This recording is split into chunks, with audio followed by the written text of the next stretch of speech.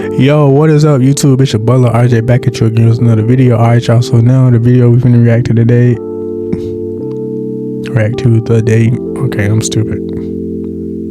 Anyway, the video that we reacting to today is Fights You Should Avoid by aviod. Y'all already know the do. Hit the subscribe button if you have not done so already. Turn on the post notification bell so you never miss when I upload a video. Like this video, comment down below what y'all see me do or react to next, and y'all already know the vibes. Let's hop in right straight into it. So yeah.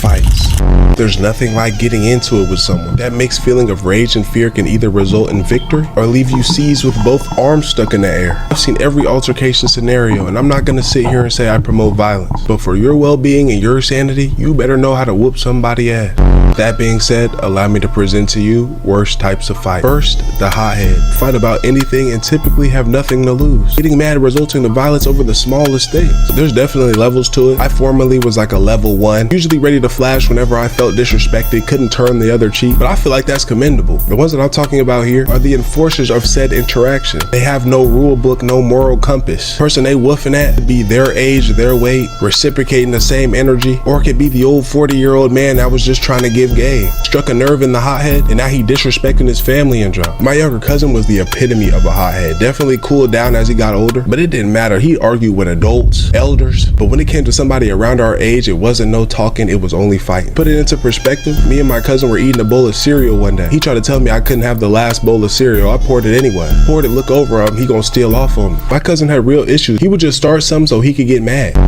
Real quick, I want to mention I got this new channel, aviod Archives. Basically here on motivation, putting a little bit of vlogs in there as well, moving around at the gym, just doing new things, new types of content. So if you're gonna like that and you want to tap in and see more of me kind of in outside realm, pull up, come with me, man. I appreciate y'all. I love y'all for everything y'all do for me this year. What was it? Outside realm types of content. So if you're putting a little bit of vlogs in there as well, mention about a certain topic, Something so he could get mad.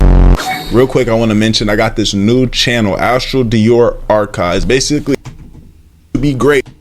That be clutching, be fighting. They've been toting they junk itching to start the shooter. Now the shooter here is going to be great. That being said, man, let's get straight to the video. My bad, y'all. I just had to figure out the right. Shooter obviously has no. Whatever, y'all already know what it is. They've been toting they junk itching to start squeezing. Have you noticed the responses of them people that be clutching? Be quick to say, I don't fight, I shoot. They gonna catch these bullets. All types of different terms of smoking somebody. I can't lie, as a gun owner, walking around, you definitely get plus 10 confidence, a significant boost. But for me, it's a last resort. I think the consensus is that the people that tote a weapon either cannot fight or they can and just don't feel like it no more. I was with one of my partners about a month ago. He was the one that kind of taught me to fight early on. Put my hands up to do one of those friendly slap box with him. He talk about he don't do that no more. He got kids. He just gonna let that hoe sing. The people that's quick to upstake when an altercation arises either have a lot to lose or nothing. And the gentleman I'm about to speak on clearly had nothing to live for. I'm hooping with my dog one day up at 24. And if you're familiar with the hoop sessions, you know that they can get heated about a number of things. But at the end of the day, what's consistent is that nothing on that court is ever that deep. We're not getting paid out there. We not in the NBA. All of this strictly is supposed to be for a good time. But one of the most common arguments in 24-hour LA fitness, whatever gym you go to history, has to be who has next. What should be handled and treated as an honest mistake are the causes of the craziest uproars on the court. That and losing to a team because somebody ain't play defense. My team loses, and as soon as I get off the court, I start looking around for who got next. I find the guy. This short black dude, big and one red shorts on. Gray loose shirt, no haircut.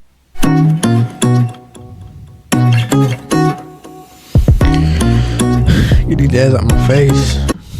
Smell like black and mild. Now I hoop with this guy before. I befriended him. He actually pretty good. He let me know we 2 games down. When our time comes up, our 5 start getting on the court, but so does another 5 people. It was the immediate we got next, y'all don't. And the winning team instigate and talk about y'all need to figure that out. So figuring out is what the captain or our team did. In the middle of them woofing, going back and forth, talking about we not getting off the court, He walks over to his bag, approaches the dude, pulls his shit out, tells him y'all don't got next, we do. I don't give a fuck about nothing. I will put holes in your ass about this shit. Dude put his hands up so fast that you got it. Got his things and left. And just like that, it was settled. We had next. The rest of that game, I definitely was just passing the ball to him. He taking horrible shots. I'm like, good shot, boy. Because win or lose, regardless, I'm getting off this court and going to the crib.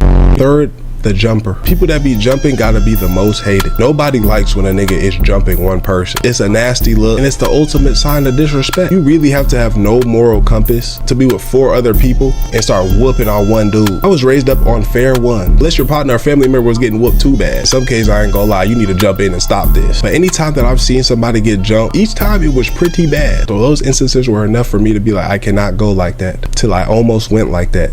I was kicking it with one of my cousins, and let's just say where he lived, it was pretty hostile. It got more active than your typical area. Anywhere he took me over there felt like a chance for something to pop off. I'm not gonna lie. One night they were having this big 4th of July festival where I guess all the schools and surrounding area went to. The parents were there, grandparents, just the whole area was out there. Dudes getting on girls, kids watching the fireworks, parents drinking. It was a cool vibe at first. Thing about my cousin is that he looked up to that street nigga lifestyle. So the people he would associate himself with were what he thought was cool. And when I'm not from here, I'm just kicking it with him. So everywhere he going, I'm going. And somehow, some way we end up in this crowd of young niggas. I'm talking about we are so deep, just walking, mobbing. I don't know where we going. I'm just rocking out with my cousin. On my phone, head down, just vibing out. But in my peripheral, I see the people that were leading this group turn around with the swiftness, start walking towards us. I don't think nothing of it. I just keep walking forward, head down, looking at my phone. I see him getting real close to me, not maneuvering, just walking straight at me. I don't know what made me not move out the way, but I just kind of stood ground, kept walking. Me and this dude shoulder check each other so hard. One of them shoulder checks that if you were outside right now and a nigga did this to you, depending on the type of person you were, you would definitely turn around and be like, yo, what the fuck you got going? When I shoulder checked him, I knew I had fucked up. So I just keep walking, act like nothing happened. Dude turned around, said,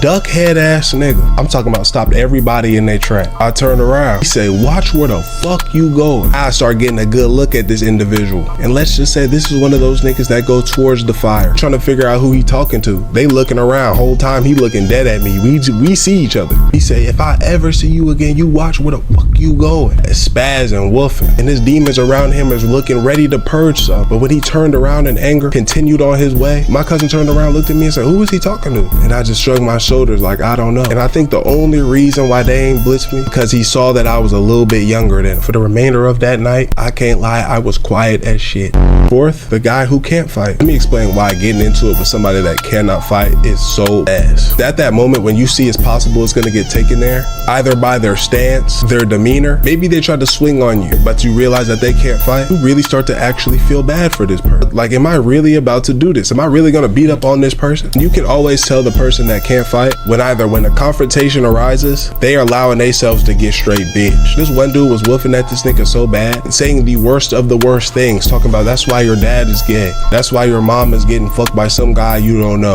You're a loser, you couldn't get that bitch to the hotel, you laying in the bed, nigga, you're actually gay, you wear TikTok shop shit, like nigga, your business is failing, your dad's gay, like suck my dick, nigga, you have 2 daddies, your mom's getting fucked by a nigga that you don't know.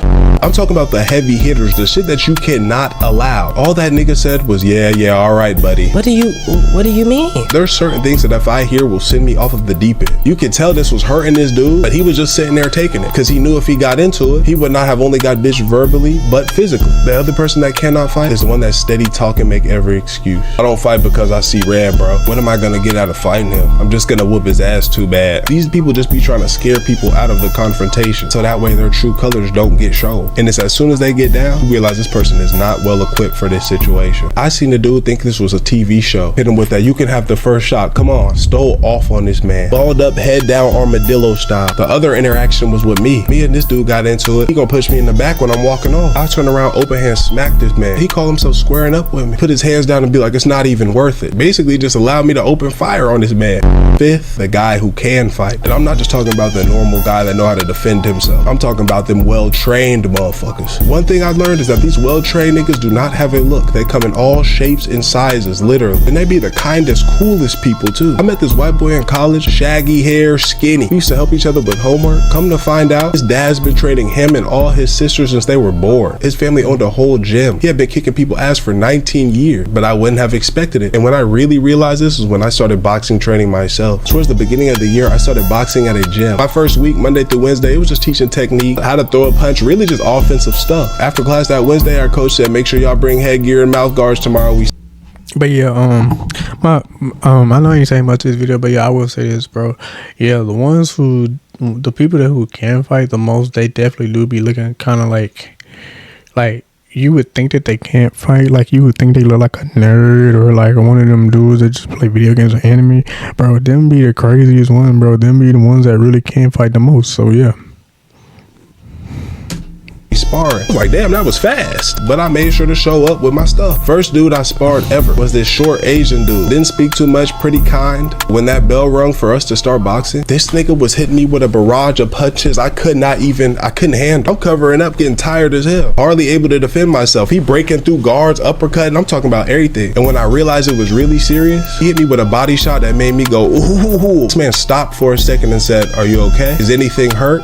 Examined me. When I was like, yeah, because I wasn't trying to be no hoe, he got back to it. The longest 3 minutes of my life, I'm telling you. And for the rest of that day, everybody I fought for real was beating me. One dude was jabbing the hell out of me. Not only did it really show me too that there's always a bigger fish, which I already knew, but anybody can have that work though. I will say, going forward, in my head, I was like, if I'm gonna keep doing this, I'm about to be putting real work in, because every Thursday, I'm not getting my ass kicked. I started training every day. So when them Thursdays came up, I would get my get back. And that I did, I cannot lie. With that being said, man, another video done. I hope y'all like this one, bro. Let me know anybody.